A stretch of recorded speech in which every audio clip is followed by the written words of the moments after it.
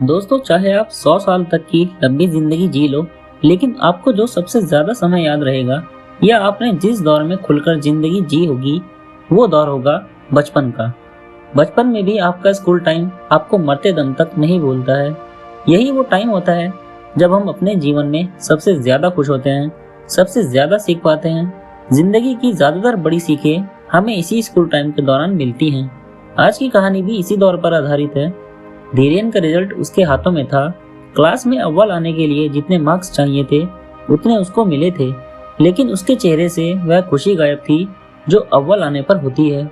उसे समझ में नहीं आ रहा था आर्यन को हराने के बावजूद वह खुश क्यों नहीं हो पा रहा था। आखिर यही तो वह चाहता था। आर्यन और धीरेन एक ही क्लास में पढ़ते थे। जहां आर्यन बहुत मेहनती, शांत और समझदार बच्चा था, वहीं धीरेन को पढ़ाई में बिल्कुल मन नहीं लगता था। उसे हर वक्त कोई न कोई शरारत सूझती थी। वह हमेशा कुछ न कुछ करके आर्यन को परेशान करता रहता था।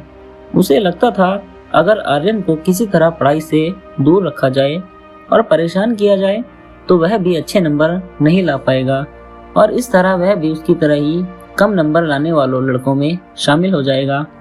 अपनी इस शरारती सोच को सच करने के लिए धीरेन आए दिन कुछ न कुछ गड़बड़ियां कर आर्यन को मुसीबत में डाल देता। एक बार उसने आर्यन की होमवर्क की हुई नोटबुक उसके बस्ते से निकाल ली ताकि जब टीचर उससे होमवर्क मांगे तो वह असहज हो जाए और उसे डांट खानी पड़े। हुआ भी उसी के अनुसार। उस दिन टीचर ने होमवर्क न करके लिए आर्यन को बहुत डांट लगाई। यह डांट जैसे धीरेन को अपना जीता हुआ कोई मेडल मालूम हो रही थी। वह आर्यन को परेशानी में डालकर मंद मंद मुस्कुरा रहा था, लेकिन आर्यन इतनी जल्दी हार मानने वालों में से नहीं था। वह तुरंत इस घटना को भूल गया और फिर से अपने अभ्यास में लग गया।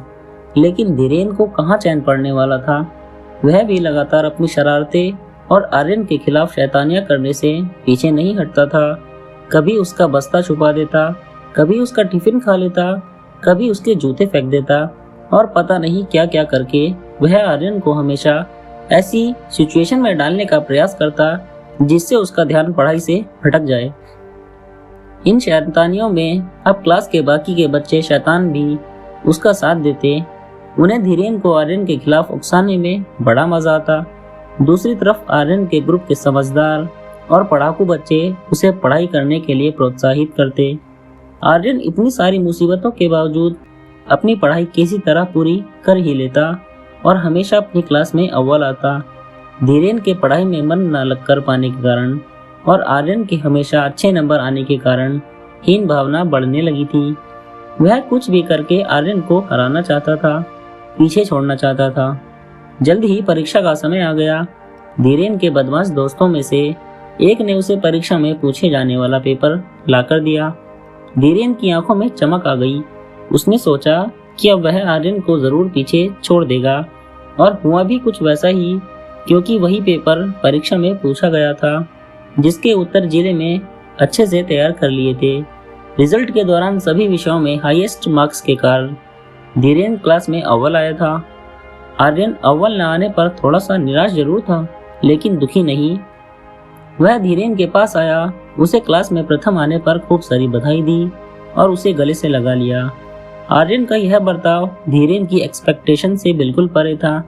हमेशा आर्यन को परेशान करने के बाद और हमेशा उसका बुरा सोचने के बाद भी आर्यन ने जब उसे गले लगाया और उसे बधाई दी, तब आर्यन की अच्छाइयों ने धीरेन के जमीर को पूरी तरह से झकझोर दिया। उसे अपना हर वह बुरा बर्ताव याद आया जो उसने कभी आर्यन के साथ किया था, और अब उसे अंदर ही अंदर उसका पछतावा होने लगा।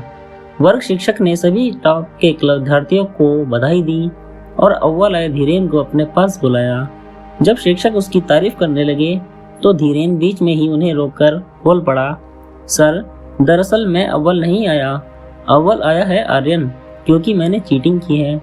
पश्चाताप की आग में जल रहे धीरेन ने यह जानते हुए भी कि उसके कबूल करने पर उसे स्कूल से भी निकाला जा सकता है, फिर भी उसने सच्चाई कबूल कर ली। वो अपने किए पर रोने लगा।